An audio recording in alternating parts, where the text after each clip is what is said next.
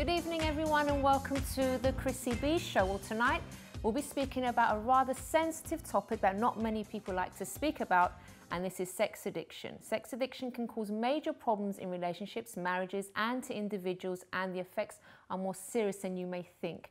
We'll also be looking at sexually transmitted infections, which of course can be a result of such an addiction.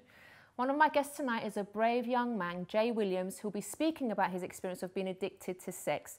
And we'll also have on later Dr. Jonathan Hazen, a general practitioner with a special interest in sexual health, and public health practitioner Florence Aqua, who works with sexual health with young people. Our experts tonight, of course, will be ready to answer any questions you may have.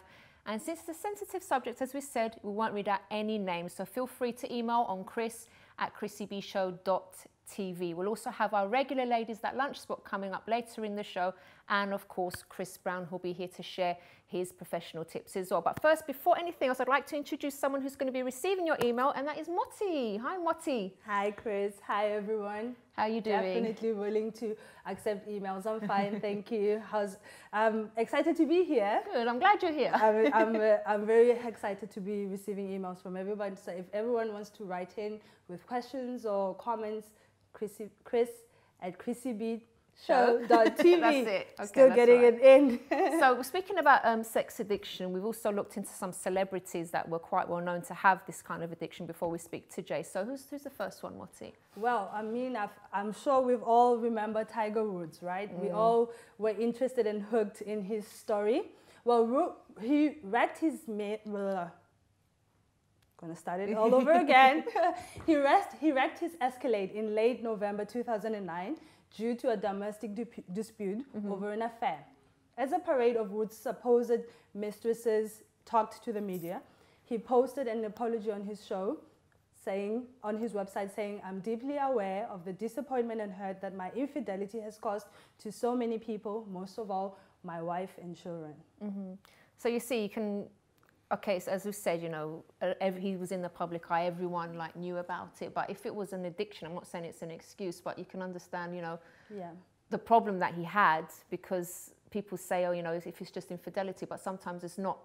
That's not the issue. Maybe there wasn't an actual problem between him and his wife. It could just be that he had an addiction that he needed to get help for. I mean, the media was ready to jump on his case, make money, sensationalizing his story.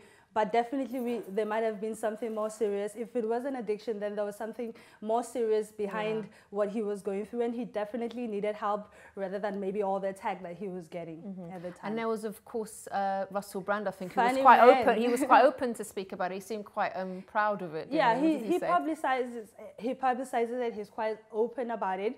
Well, he is best known for his role in 2008 for Getting Sarah Marshall. But he's not only well known for his roles in TV, he's also well known for being a womanizer. He won a very interesting award, the Sun's Shagger of the Year award, and he won it 3 years in a row. Quite interesting. And he's rumored to have slept with 80 women in 1 month, so that's quite a lot.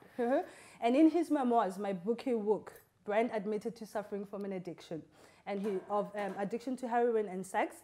And he entered into a sexual addiction clinic in Philadelphia, completed treatment. He then got married to singer Katy Perry, so it looked like things were getting better for him. But unfortunately, they've now broken up and divorced. Yeah, oh dear. So with him, he was quite open about it, seeming like it was a bit of a joke, really, and he's winning awards, but any addiction will ruin someone's life. I have a quote from him. He says that sex for him is recreational as well as a way of accruing status and validation. So he's really open about his sexual escapades, and he seems to be proud of it, publicizing it in all the different media. But yeah, it's something serious and nothing to joke about. I'd love to hear what the viewers think as well. So, you know, is lots and lots of sex a good thing? Or, you know, is there such a thing as a sexual addiction? You know, people might say, there's nothing wrong with it. The more sex you can have, the better, because it's a fun thing to do. So let's hear your views as well. You can also call 0207-686-6300. We're here to talk about this kind of addiction. Is a young man called Jay who was heavily addicted to sex. And looking at him, you would never think that this was his problem, because you look quite, you know, young and innocent, Jay. How are you? Thanks for joining us. Very brave of you to come on, by the way, and talk about this. Yes, it's something that, well, it was hard for me when I went through it, because it's something that, as I said, I was addicted to. So it's just, like, Where did it all start though? it started from when I was secondary school. I started into How old were secondary you school. around I that was age? around, let's say, 14. 14? 14, yeah. Wow. 14. It was started off small things. It wasn't actual intercourse at first. It was other sexual experiences that led me to the actual intercourse, because I was really fascinated by a lot of things, because I witnessed a lot of things on TV. Okay, is that where it started? You started to be...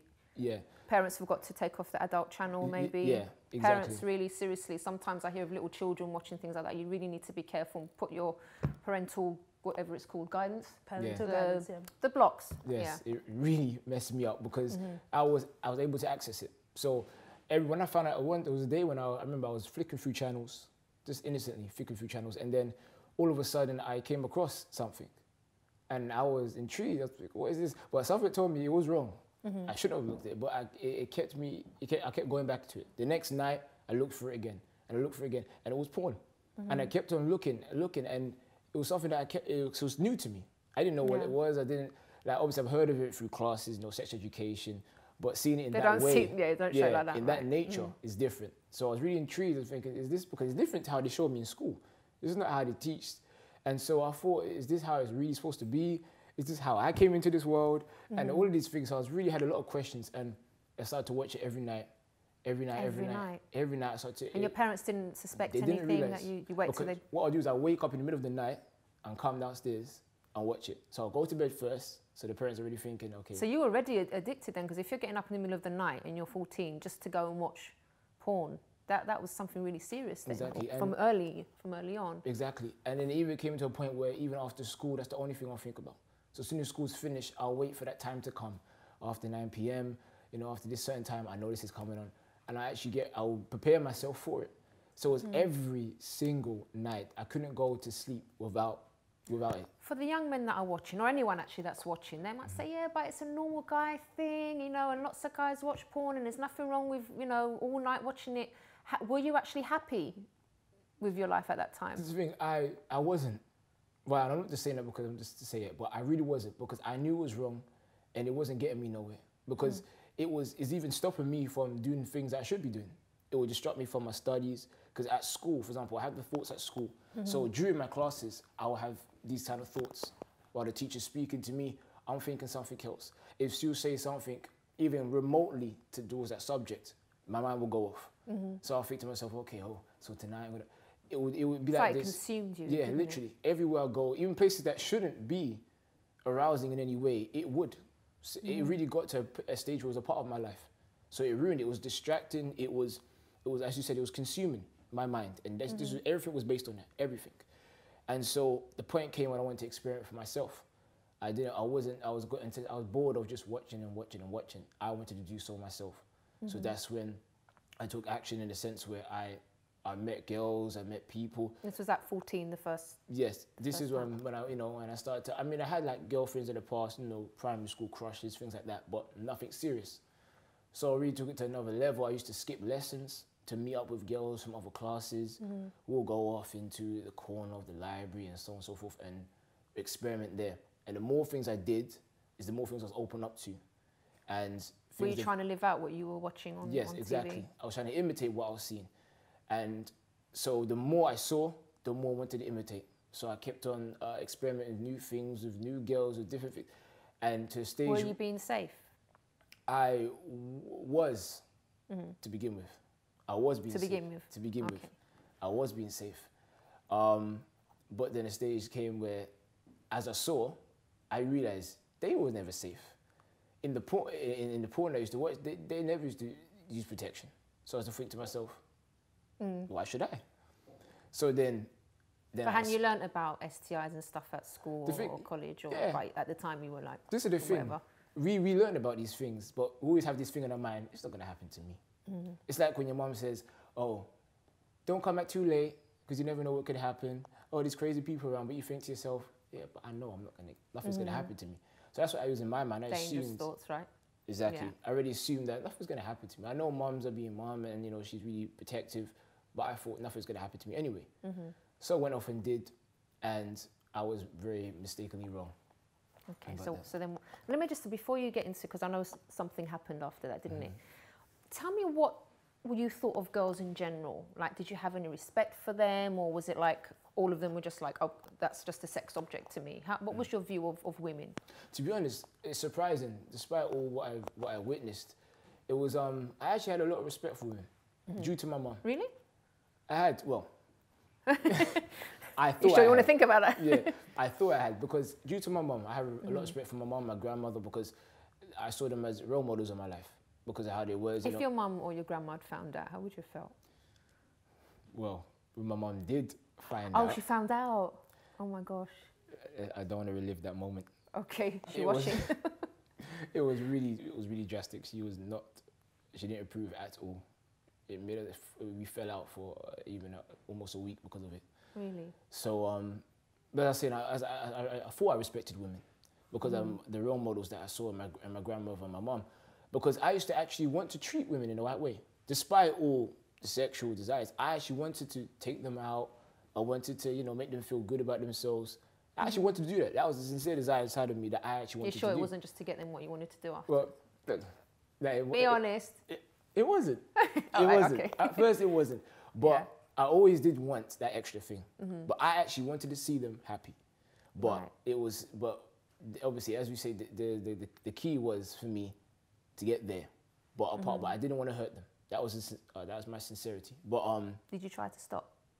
Or at the time you thought? No, at the time. I'm too far into this. I didn't really think it was a problem because, as you said, this is something that most guys consider normal, especially at teenage age. You think it's normal. If you don't have sex, it's something it's not normal. That's how it's considered. It's like, oh, you're a virgin, and it's like it's actually, it seems like a disgrace to be a virgin. So I didn't want to be in that category. Oh, I'm the only one that hasn't done it. But did you tell your friends, for example, the extent of what was going on with you? Like, did they know you were waking up in the middle of the night, for example, or to watch porn, or but had you stopped by that stage because now you were doing the real thing? Yeah, no, I didn't. And the thing is, people assume that if you do the real thing, you won't need the porn. But it wanted me to do it. It enticed it more because I think to myself, if I haven't got a real woman here, then there has to be another way. For example, there's days where I won't be with a girl, so porn is the only other option. So it was still going on, even when I was with actual girls as well. But I never told them that, never, because in those days it was considered quite embarrassing to do it so much, to watch porn so much. So you did know it was abnormal then? Yeah, I knew it was, but still at that point you didn't think, I need to stop this, I need to speak to someone about it? Yeah, no, I didn't. It's not really something you admit to someone, is it? It's really, that's what I'm saying, it's such a sensitive thing, and like people think, I can't talk about something so embarrassing, but when it gets to that stage and it's taken over your life and you're not sleeping properly and it's affecting your studies, or if you're older, your work or anything, you need to speak to someone because deep down you weren't happy. It was affecting your life, and things weren't normal for you. But then you were saying later was that you started to have unsafe sex afterwards. What happened then? Yes, then when I started to experiment more, as I said, I saw that the stars that I was watching wasn't having safe sex. So I thought, let me try it as well. And I've always heard that friends have done it, and they always said, oh, yeah, Jay, it's better without it, it's better without it. And I was personally scared to do it at first because I knew what could happen. But then I thought to myself, it's not going to happen. So I went ahead and... It does happen, yes. As we're going to speak about later on, people. It really does. It does. Yeah. And so I did do. And to be honest, as soon as it started to happen, I pushed the girl off me and I said, it doesn't feel right, I can't do this. I can't do this. And I stopped. That was the first time you do it without. Yeah. And I didn't actually do it again after that. And from that moment on, I withdraw myself from girls. And then later on, things started to happen to me. I started to get symptoms of things. And at first I thought to myself, no, this is not happening to me. This can't happen to me. Jay, is it too sensitive to say what? Or you don't have to say it if you don't want to, it's fine. But you don't have to say. I can say it as long as it's okay for everyone. It's okay for us, but I'm just saying if you're not comfortable, you don't have to say it. But if you want to, you can. I will say, it's fine. So yes, the first symptom was I started to urinate blood. That must have been scary. When that happened, because it happened on a regular day. I was just going to the toilet, and then all of a sudden, instead of urine, blood came out. I literally jumped. My heart raced.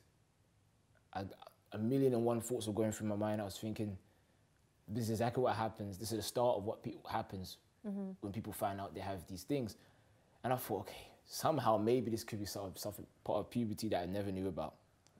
But then sores, so you were hoping? Yes, I was hoping. You were hoping. But then sores started to appear. Scars, like pusses, and I thought, man, did you go to the doctor at that point, or were you too embarrassed? I was much too scared. I didn't want to hear them say, you have this. So I didn't want to go to the clinic. I didn't want to see the paper. I didn't want to see it. So I thought to myself, no. I already assumed to myself, this may spread through my body. I may die. So you know what? I'm going to live and do whatever I can possibly can. Really? That was a better option for you than actually just going to the doctor and saying, look, I've got these symptoms. Can you help me? It was... At my time, it was better. Oh my gosh. Because I didn't want to hear them say, Jay, you have this. I thought if I heard that, then I would have been even more paranoid. And I'd been even more scared and frightened of the situation. And I thought, I don't want to hear nothing. I'm just going to know if it's going to kill me, it's going to kill me. But let me do at least what I could do. So for the remainder of the months, I lived recklessly. I started to do more things with girls. I wasn't caring at all about studies. I was banking off lessons to do these things. I just didn't care. Even general things in life, like hanging about with the wrong crowd, I was doing just because of these symptoms. Because I thought to myself, if I'm going to die, I want to at least be able to say that I've done everything that I thought I could do.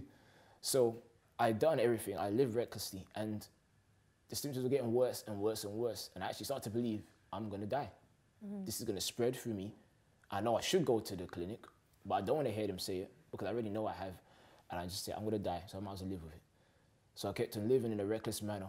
And I'm just wondering now as you're talking, Jay, how many other people are doing this right now that, you know, they've got symptoms and they're, sorry to say, being completely irresponsible. I know that you were scared, but then to also then continue to put other people at risk. Exactly. You know, there could be so many people doing this right now as we speak. So it's so important that, you know, if there is anything, you have to go to the doctor, go and speak to them. We've got 2 health practitioners that are going to come on after the break to talk about these things as well. But please, you have to go and get this checked out and stop, you know, don't sleep with other people because you're putting them at risk as well. And the thing is always very quickly that I actually had a big grudge against the person. So what did I say? I said to myself, if this girl gave me this, I'm going to give it to everyone else. I'm going to make them suffer. You know, I thought to myself, I hated the girl for this. So you know, I'm going to give it to everyone else. I'm going to do whatever I can to spread. Jay, I want to keep you here till after the break as well. And we're going to be joined as well by our 2 guests coming on, and we're going to speak about this in more detail because it's quite serious what you're saying, and I'd like to, you know, get their opinion on it as well. So join us after this break and we'll be talking more about this subject.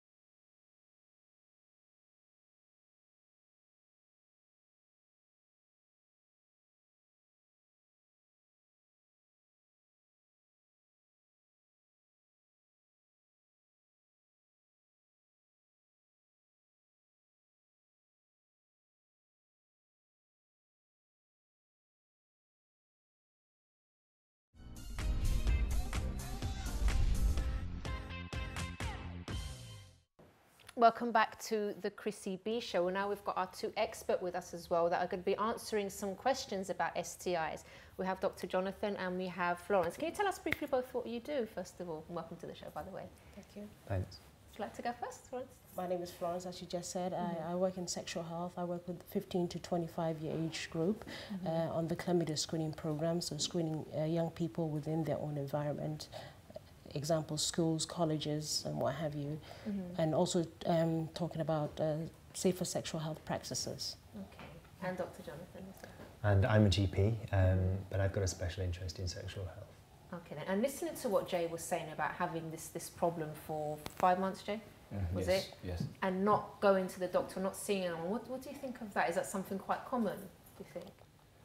I think that people do get embarrassed about sexual health and going to the GP, but it's really important that if you think you've got symptoms to go and see somebody about it, because during that 5 months or 6 months, every time that you've had sex with a girl, you've put them at risk of getting the symptoms and the infection as well. Okay. And why is it that people are like embarrassed to speak about it? Because like I said, like you, Jay, you were like really like scared you were going to die, but that didn't prompt you to go and speak to someone. So what would you say to people that are maybe afraid to actually speak to someone and get something sorted? What Jay said is a very classic example that I get with a lot of young people. They like to bury their heads in the sand and hoping that the problem will go away. And as my colleague here just said, it is better to get tested and treated than to try and bury your head in the sand, because the problem unfortunately will not go away. And unfortunately what else can happen is that you could damage other sort of organs within your body and what have you, so, and put other people at risk as well. So it's always better to get yourself tested and seen as soon as possible. But it's hard for people because, as you said, there's the embarrassment factor, embarrassment to themselves, to their partners and what have you. And Jay, you finally did go to the doctor, thank goodness. So did it all get sorted out? And yeah, after that it was fine. It was good. It made me realize, why didn't I do this sooner? But yeah, after actually going to the doctors and then taking the advice and doing what needs to be done, yeah, everything it worked out fine. Now, I'd just like to let everyone know as well that Jay has actually turned his life around now. He's not addicted to having sex anymore or pornography, because you got help for that. You got counselling. We don't have time to go into details, but I'm just happy to say that, you know, he has turned his life around. You're doing quite well with yourself now, aren't you? Definitely. Okay, so let's talk a bit more about the STIs. What are the most common ones and what are some of the symptoms? Probably the most common sexually transmitted infection in the UK is chlamydia. Yes, chlamydia. Part of the difficulty with sexually transmitted infections is that they don't have any symptoms. And so commonly you can be infected and not realise. Symptoms that you should be looking out for, things like pain when you're passing urine, discharge, things like ulcers in the genital areas or warts in the genital areas. For girls, pain when they're having sex or abnormal bleeding.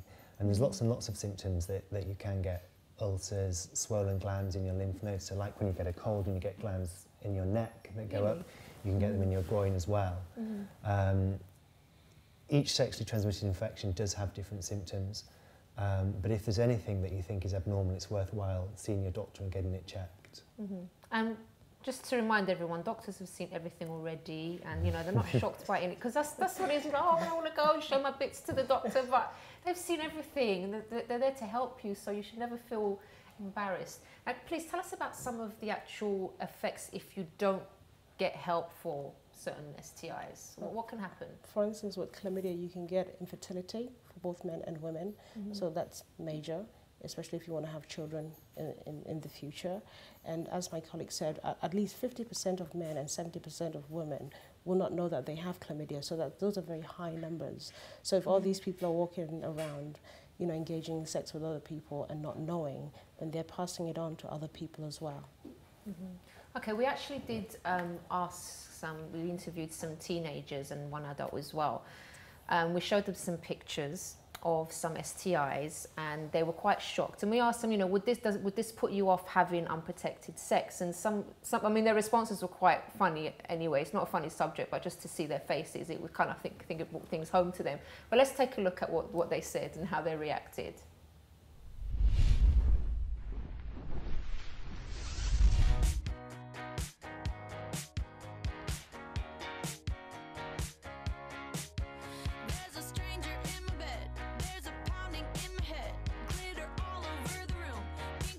Condom. That's syphilis. That looks more disgusting. Exactly. It does.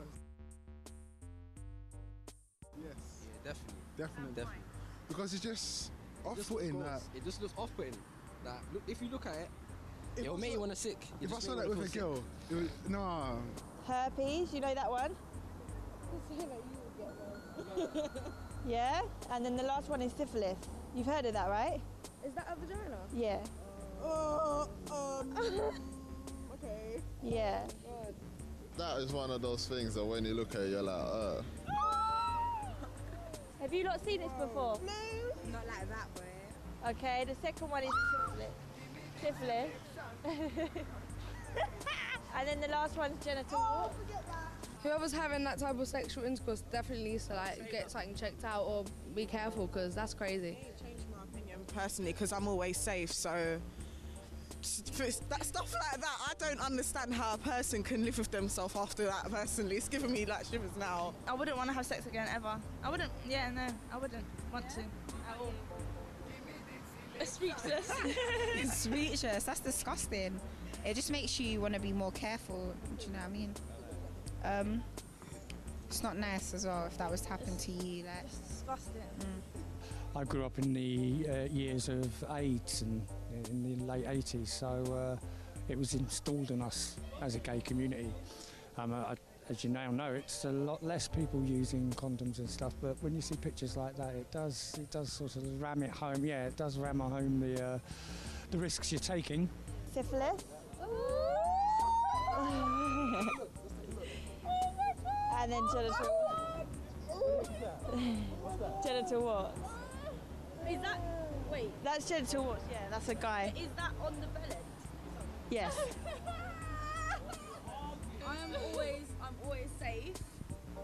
I'm always safe when I'm with someone who I don't really know that well, not gonna lie. But if I'm with a boyfriend where I know that he hasn't got anything, then I know that I'm safe and I know that I can trust him. But it doesn't really change my opinion. It just makes me more prone to be safe and more revolted, really. What about you? Yeah, always use protection, I guess. It's nasty to look at. I make them like get checkups. Someone like random, like one night stand, that's just disgusting. that's not worth it either, Yeah. boy. Well, I'm glad it put some of them off having unprotected sex, but we're not going to go around showing pictures to everyone. So people do really have to take responsibility because, like one girl said, "Oh, if I trust the person," but how do you know? You don't know if they're sleeping around with other people or anything like that. We do have a couple of questions from Yes, we viewers, do. right? Yeah, we have an anonymous female who'd like to know: does having more discharge than normal mean I have an STI? Discharge certainly can be a sign or a symptom of a sexually transmitted infection, and with chlamydia and with gonorrhea you do tend to see more discharge. But it is important to say that there's lots of other things that can cause an increased amount of discharge that can be caused by infections but not necessarily sexually transmitted infections, so things like thrush. And also, as you go through your cycle, your amounts of discharge do change and it can be completely normal. But again, if you've got any concerns, it's worthwhile going to see your GP, getting yourself checked, and then if you do need any treatment, that can be given to you. Okay, great. Another email. Yeah, and we have again another anonymous male who wants to know: I slept with this girl about 6 months ago and now I have a rash and a seeping liquid coming out of these patches around my genital area. I have a new girlfriend now and I don't want her to know. What should I do? Again, I think that if you've got symptoms like that, you do really need to go and get yourself checked. And I think the important thing is not to have sex with your girlfriend until you've been and seen a doctor, got yourself checked, and then if you do need to be treated, you've completed your treatment. Okay. And Florence, for the teenagers, because you work with the youngsters, what could you say right now to them that would encourage them, you know, to have safe sex? If they're going to have sex, to actually have safe sex, what would you say to them? I normally say to them that, you know, you're only responsible for yourself. So as somebody yourself, you need to get checked on a regular basis. If you're in a long-term relationship, we do advise that you have it at least once every year. And if every time you change partners, we advise that you get checked as well, so that you know that you don't have anything and your partner doesn't have anything. And that's a good sort of motto to have, you know, in your sex sort of career, as I put it. Well, I wish we could ask more questions, but unfortunately we've run out of time. But thank you so much for joining us. Thank you, Jay, for being brave to share your story and, you know, to show the real side of this thing, because it is very serious and you could have, you know, got yourself into a lot of health problems, but I'm glad everything's good now. So thank you so much. We're going to go to a quick break now, and after the break we'll be joined by Chris Brown, who's going to be sharing some motivation and development tips with us. So join us after this.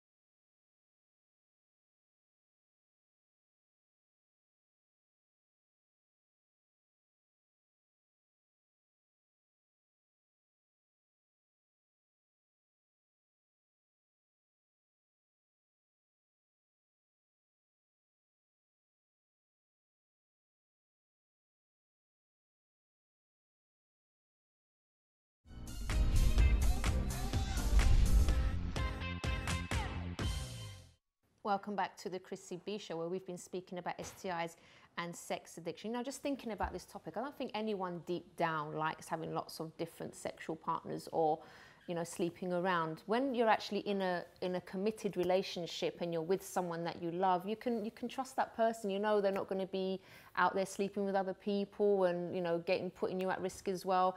And actually, did you know that studies have shown that married couples have more sex and better sex than people who have many partners?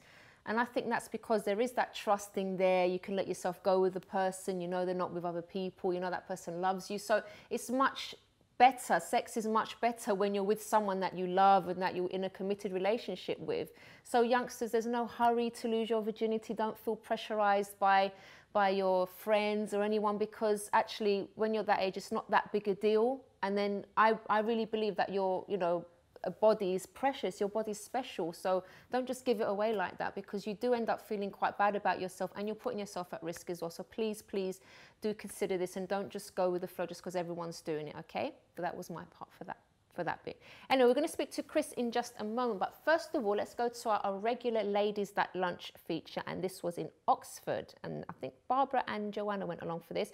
They've been leaving me out of these Ladies That Lunch, but I'm going to start going on them again. Let's take a look at this.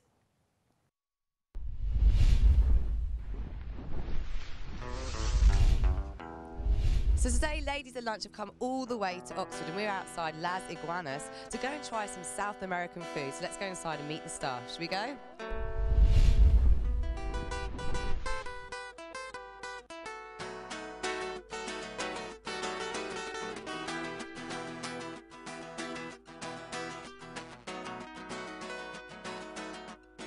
Hi, I'm Dave, I'm the General Manager. Lovely to meet you. Here's our menu. Have you been here before? Never. No, Never? Okay. I'll just go through the menu with you. Okay. We have our tapas menu, so things like traditional Brazilian street food that you will find on the streets. Okay. And then we have our sort of Mexican classics, things like fajitas. And what we are famous for is from Brazil. Okay. So things like the zim zim and prawn bobo and a macaca. Brilliant. Obviously great dishes. Okay. And on the back is our wine list and cocktails. Okay. Okay.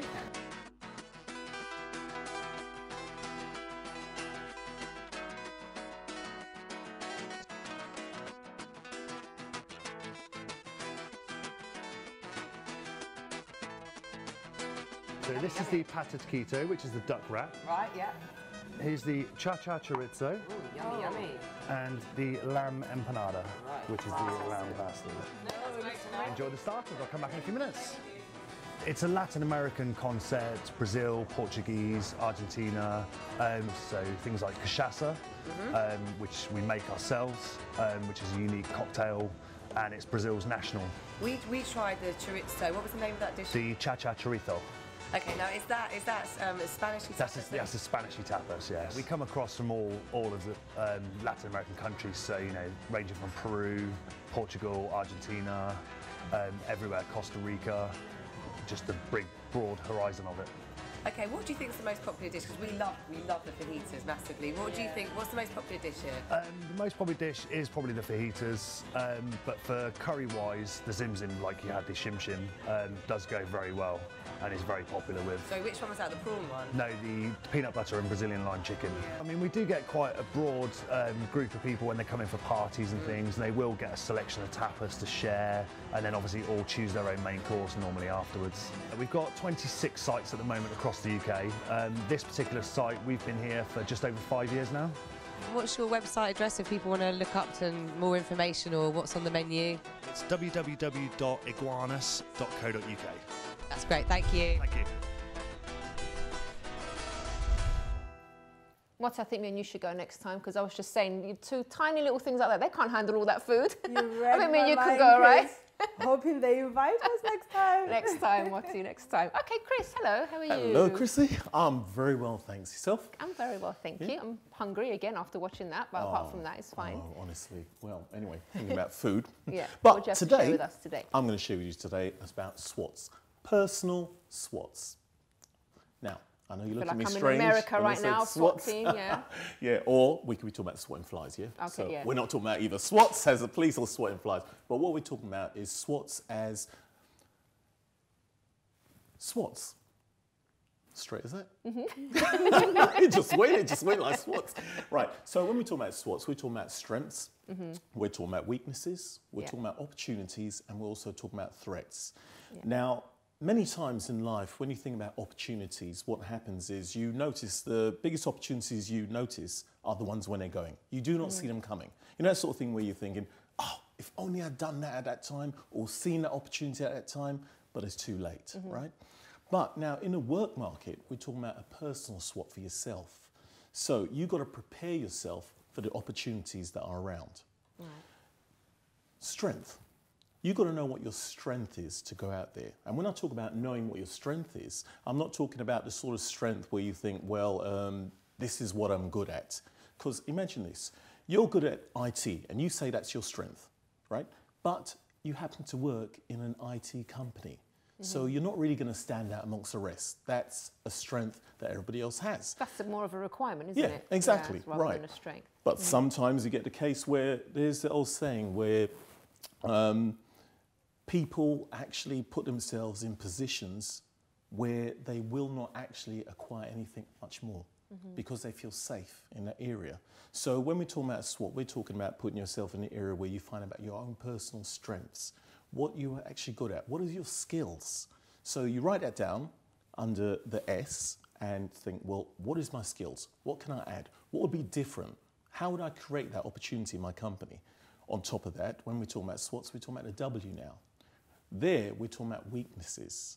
Now, a weakness, we could think of something that we're actually lacking. But in this case, it's not. It's actually an area where, what do I need to actually develop instead? What part of me would be an asset towards this company? What would I do about it in that sense? So maybe something that you're already good at, but you just need to work more on to exactly, get better. To get better at it.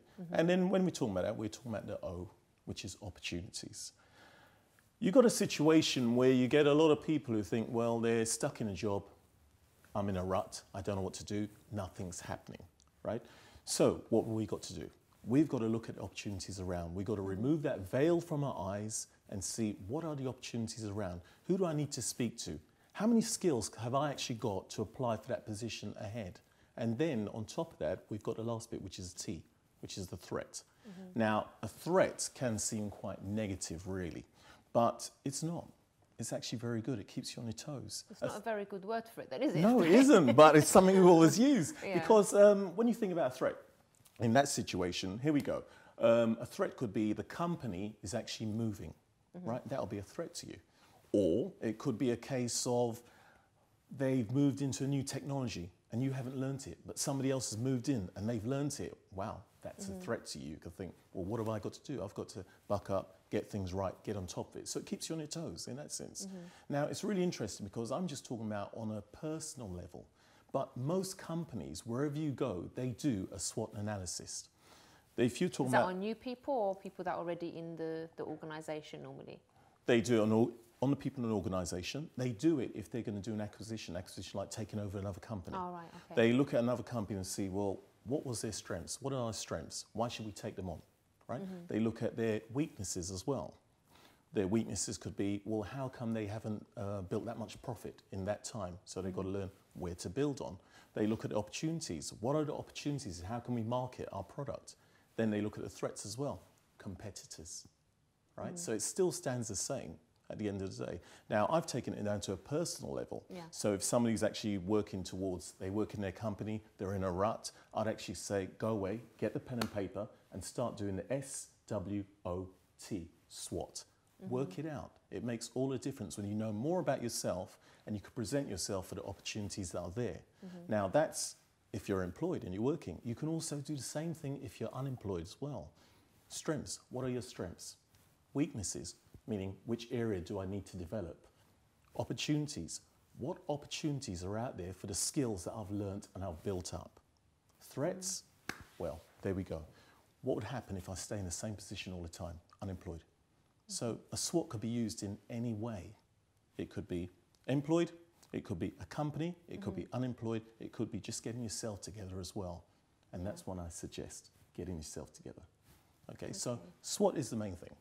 All right. Look it up. Now, when you were talking about the threats, I think that's quite interesting because you said it's not necessarily a bad thing. Right. Like, where, for example, if your company does, say, move, or say it goes into liquidation, because that's happened to me. I was actually on I think my 3rd year at uni. We were doing a work placement. For the 1 year we had to work and do a report on it and everything. And I panicked and I thought, okay, this company's now gone into liquidation. I won't be able to work here anymore. And I thought, that's it, my degree's just out the window. I've lost everything. And I really did panic. So it is something that most people would see as negative. I did find something else in the end, by the way, and I managed to finish my degree. But for some people, that's like the end of the world, and they think, oh my gosh, what am I going to do now? But for a lot of people as well, they turn that around and they say, okay, I'm in a seemingly bad situation, but how can I turn that around and make it into something positive for myself? Maybe you've wanted to start your own business all your life, or you've had this goal, you've had this dream of starting your own business. This could be the perfect opportunity for you to do that, and you've got some time to plan it. I know obviously you might have financial commitments and everything, but this is a chance for you Chrissy, to do something positive. You're completely right. And you said it as an example, but look at yourself now. Would you have been in that same position? Sometimes life has a way of shifting you and making you go forward. Do you know what? I hated that placement that I was at. Oh, well, there you go. The one that I went to afterwards actually went to work for the government, and it was really good, and it was really good for my CV later on. So it worked out really well. Yeah, it's ideal. I mean, we got this thing, we talk about a paradigm shift where things shift in a certain direction all around us as well. When these situations happen and these threats come up, they are not that bad. Yeah. They really aren't, but they're bad when you look at them. We panic. Yeah. It's a natural thing. We do panic because we think, well, what am I going to do? Where am I going to go? What's going to happen now? Where will I be? If you stood still on the same spot, something's going to happen. Change is going to happen anyway, which I spoke about weeks before, change. Yeah. This actually fits into the same situation as well. When we're talking about a threat is actually a very good thing. You look at the animal world as well. A threat, extinction, a threat of another predator going for another one, it's a good thing. They know what's tell me about that one. Okay, you think work about that it. one out. Here we I'm go. just about to get eaten by the lion. All right, we've got a little deer. We've got the lion over here. Okay. Lion's going to kill the deer. Yeah. Deer sees a threat. So it What does he learns do? how to run very fast. Exactly. Right. So maybe It's a you will learn positive. to run very fast. So you learn how to motivate yourself from a negative, what you might feel negative, to Yeah. move very fast in a direction True. you might need to go. Yeah. Because sometimes people need threats to actually shift them from the place they are. They're in the same job, getting bored. Yeah. Yep, Yeah. getting bored. Something they don't want to do. But they want to do anything about it. Company turns around and says, oh, we've got to lay off a certain amount of people. All of a sudden, they're looking for work and they find the best job they could ever find. Yeah. Right? Because of that threat. So there Threat you is not a go. negative thing. So there you go. So don't be afraid when things don't seem to be going right, because maybe it's a blessing in disguise. You never know. There you go. All right. Thank you so much, Thank Chris, you for very that. much. You'll be again with us next week, I'll right? be with you next Wednesday. Marty, thank you for gracing us with your beautiful smile and reading the emails for us tonight. I'm so happy to be here, Chris. Thank you for having me. We'll see you again next time. Yeah. Okay, and thank you guys for watching as well. And Friday's show will be about eating disorders. If you have any concerns about someone, you should really get them to watch this show, or you will also be able to get some advice on how to help a friend or family member that you're worried about. But let's leave you first of all with this very cute baby, and I think you're going to find it quite funny as well. Bye-bye for now.